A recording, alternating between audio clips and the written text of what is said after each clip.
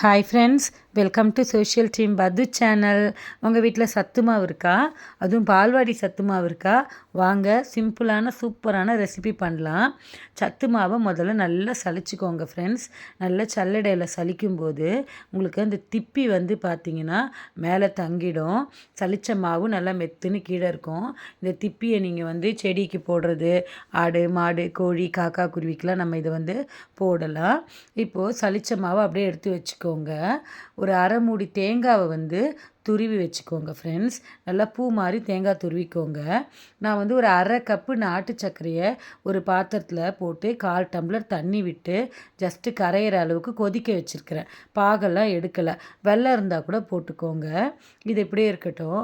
இன்னொரு பாத்திரத்தில் 2 கப்பு நம்ம சலிச்சு வச்சுருக்கிற சத்து மாவு போட்டுக்கலாம். இது பால்வாடி சத்து மாவு தான் ஃப்ரெண்ட்ஸ். உங்களுக்கு எவ்வளோ தேவையோ அதுக்கு போட்டுக்கோங்க. இதுலேயே இனிப்பு சுவை இருக்கும். நான் இன்னும் கொஞ்சம் இனிப்பு வேணுன்றதுனால அந்த நாட்டு சர்க்கரையை கரைச்சி கொதிக்க வச்சுருக்கேன். சரியான கமன்னு வாசனை ஃப்ரெண்ட்ஸ். இந்த சத்து மாவு அவ்வளோ வாசனை ஸ்ட்ரென்த்து அதில் இருக்குது. 2 கரண்டி தோசை மாவு, இட்லி மாவோ தோசை மாவோ நான் எடுத்துக்கிட்டேன். 2 கப்புக்கு 2 கரண்டி தோசை மாவு எடுத்துக்கிட்டேன். இட்லி மாவாக இருந்தாலும் ஓகே, தோசை மாவாக இருந்தாலும் ஓகே, ரெண்டும் ஒரே மாவு தான் நம்ம யூஸ் பண்ணிக்கிறோம். தேங்காய் ஒரு பிடி எடுத்து போட்டுக்கிட்டு கரைச்சி வச்சுருக்கிற வெல்லத்தை கொஞ்சம் ஆறின உடனே, சூடாக போட்டிங்கன்னா அப்படியே கெட்டியாக ஆகிடும். கொஞ்சம் ஆறின உடனே வடிகட்டி இந்த மாவில் போட்டுக்கிட்டேன் ஃப்ரெண்ட்ஸ். இப்போ நல்லா கலரி விட்டுக்கிட்டேன். உங்களுக்கு இன்னும் இனிப்பு தேவைன்னா இன்னும் கூட நீங்கள் அந்த வெள்ளை கரைசலை விட்டுக்கோங்க.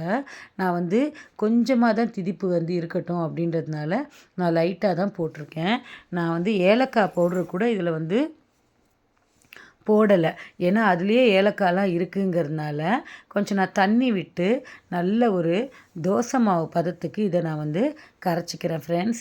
உங்களுக்கு நம்ம சேனல் பிடிச்சிருக்குன்னா லைக் பண்ணி ஷேர் பண்ணி கமெண்ட் பண்ணுங்கள் ஃப்ரெண்ட்ஸ். சைடில் இருக்கக்கூடிய பெல் சிம்பிளையும் கிளிக் பண்ணி வச்சுக்கோங்க. அப்போ தான் நான் போடுற வீடியோலாம் உங்களுக்கு உடனுக்குடன் வரும். ஸோ இந்த சத்து மாவு எவ்வளோ காசு கொடுத்து நம்ம வாங்குகிறோம் தெரியுமா? ஃப்ரீயாகவே கிடைக்குது. கவர்மெண்ட்டில் நம்ம வீட்டில் குழந்தைகள் இருந்ததுன்னா கவர்மெண்ட் ஃப்ரீயாகவே கொடுக்குது. குழந்தைகளுக்கு ரொம்ப நல்லது இது. இதை நம்ம நிறைய விதமான பலகாரம் செய்யலாம். இப்போ நான் உங்களுக்கு ஒரே மாவு தான் இதை இதில் போட்டிருக்க இன்க்ரீடியன்ஸும் ஜஸ்ட்டு தேங்காய், வெள்ளை கரைசல், அப்புறம் 2 ஸ்பூன் நெய் விட்டுக்கிட்டேன். நல்லா தோசை மாவு பதத்துக்கு இந்த மாதிரி கலந்துக்கிட்டேன். 2 விதமான டிஃபன் தான் இப்போ நான் உங்களுக்கு செஞ்சு காமிக்க போகிறேன். பாருங்கள், பணியாரக்கல்லை நல்லா சூடு பண்ணிவிட்டு எண்ணெய் தடவி வச்சுருக்கேன். வேணும்னா நெய் போட்டுக்கோங்க. பட் எண்ணெயே போகிறோம். இந்த மாதிரி நம்ம ஊற்றிடலாம். ஸோ 2 கப்பு சத்து மாவு, அதுக்கு 2 கப்பு இட்லி மாவு, அதுக்கப்புறம் 1/4 கப்பு வெல்லம் தண்ணியை நல்லா கொதிக்க விட்டு இதில் கரைச்சிக்கிட்டுக்கிட்டேன். வெல்லம் உங்களுக்கு எவ்வளோ வேணுமோ அவ்வளோ போட்டுக்கோங்க. நெய் கொஞ்சோண்டு அந்த மாவுலேயே கலந்து இந்த மாதிரி பணியாரம் ஊற்றி தட்டு போட்டு மூடிட்டேன் ஃப்ரெண்ட்ஸ்.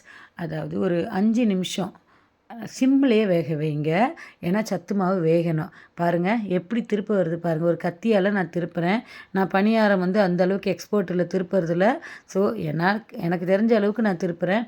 அதுக்குன்னு ஒரு ஸ்டிக்கே விற்கும் இல்லைங்களா? அந்த ஸ்டிக்கில் கூட நீங்கள் திருப்பிக்கலாம். ரொம்ப சிம்பிள் தான் ஃப்ரெண்ட்ஸ். 10 நிமிஷத்தில் இந்த வேலை ஆகிடும்.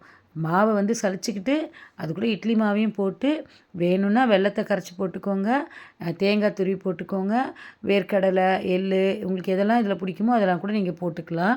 கார பணியாரம் வேணும்னா வெல்லத்தை கட் பண்ணிவிட்டு காய், வெங்காயம் இதெல்லாம் போட்டுக்கோங்க, பச்சை மிளகாய், இஞ்சி எல்லாம் போட்டு நம்ம கார பணியாரமாகவும் இதை பண்ணலாம். பட் இதில் இனிப்பு நட்ஸ் எல்லாம் இருக்கிறதுனால இந்த மாவில் நமக்கு இனிப்பு பண்ணும்போது ரொம்ப நல்லாயிருக்கும். திருப்பி போட்டுட்டு சிம்மில் ஒரு 2 நிமிஷம் மூடி போட்டு வேக வைங்க. திருப்பி போட்ட பிறகு சத்து மாவுன்றதுனால இன்னும் கொஞ்சம் வேக வைக்கிறோம். ஏன்னா நிறைய அதில் மாவு சத்துக்கள் இருக்குது இல்லையா? அது கொஞ்சம் வேகிறதுக்கு டைம் எடுக்கும். அவ்வளோதான் ஃப்ரெண்ட்ஸ். முதல்ல ஒரு 5 நிமிஷம், அப்புறம் 2 நிமிஷம், 10 நிமிஷத்தில் மேக்ஸிமம் சூப்பரான பணியாரம் ரெடி ஃப்ரெண்ட்ஸ். இந்த பணியாரத்தை நம்ம எப்படி சர்வ் பண்ணலாம் அப்படின்னு பார்த்தீங்கன்னா, ஒரு பிளேட்டில் எடுத்து வச்சுட்டு இது மேலே தேங்காய் துருவல் இருக்குது பார்த்தீங்களா? அதை அப்படியே தூவி விட்டுட்டு கொஞ்சமாக நாட்டு சர்க்கரையும் இது மேலே தூவி விட்டுட்டு பசங்க கிட்ட கொடுத்தீங்கன்னு வச்சுக்கோங்களேன், நீன்னு போட்டி போட்டு சாப்பிடுவாங்க. பசங்களுக்கு இந்த டேஸ்ட் ரொம்ப பிடிக்கும். பாருங்கள் எவ்வளோ பஞ்சு மாதிரி வெந்திருக்கு பாருங்கள் பணியாரம். ஸோ ஒரு டிஷ் வந்து நான் பணியாரம் பண்ணிட்டேன் இதே மாவில். இன்னொரு டிஷ் என்ன பண்ணலாம் அப்படின்னு பார்த்தீங்கன்னா, தோசைக்கல் அடுப்பில் வச்சுக்கோங்க. இப்போ நல்லா தோசை ஊற்றுங்க. தோசைக்கல் ரொம்ப காஞ்சிட வேண்டாம், ரொம்ப மொறுமொறுன்னு வேண்டாம், ரொம்ப தடியாகவும் வேண்டாம். அப்படியே மீடியமாக பரப்பிட்டு கொஞ்சம் சுத்தினாப்புல எண்ணெய் விடுங்க. திருப்பி போடுங்க ஃப்ரெண்ட்ஸ். நான் கொஞ்சம் மொறுமொறுன்னு தான் எடுத்துருக்கிறேன். மூடி வச்சு நீங்கள் சுட்டாலும் சரி, திருப்பி போட்டு சுட்டாலும் சரி. இதை பார்த்தீங்களா தோசை எப்படி வந்திருக்கு. இதுக்கும் நம்ம வந்து கொஞ்சம் தேங்காய் துருவல், கொஞ்சம் வந்து நாட்டு சர்க்கரையும் போட்டுட்டு பசங்களுக்கு எடுத்து கொடுத்தீங்கன்னு வச்சுக்கோங்களேன். எங்கள் வீட்டில் 2 பெரிய பசங்க, எங்கள் ஷியாமும் ஐஷுவும். நான் டிஸ்பிளே வைக்கும்போதே அந்த வாசனைக்கு வந்து காலையில் இன்றைக்கி டிஃபன் இதுதான், மம்மி ஒரு வாய் ஊட்டேன், மம்மி ஒரு வாய் ஊட்டேன் அப்படின்னாங்க. பாருங்கள் எவ்வளோ அழகாக சாஃப்டாக வெந்திருக்கு. நான் மூடி போட்டு தான் சுட்டேன். பாருங்கள் ஒரு வாய் முதல் வாய் எடுத்து காமிச்சிட்டேன், ஷியாம் வாயில் அதை ஊட்டிட்டேன். பின்னாடியே யார் நிற்கிறாங்கன்னா ஐஷு, மம்மி எனக்கும் ஒரு வாய் ஊட்டு, அது பார்க்கவே ரொம்ப நல்லா இருக்குன்னாங்க. அந்த தேங்காய் நாட்டு சர்க்கரையோட சூப்பராக இருந்தது ஃப்ரெண்ட்ஸ். நீங்களும் லைக் பண்ணி ஷேர் பண்ணுங்கள்.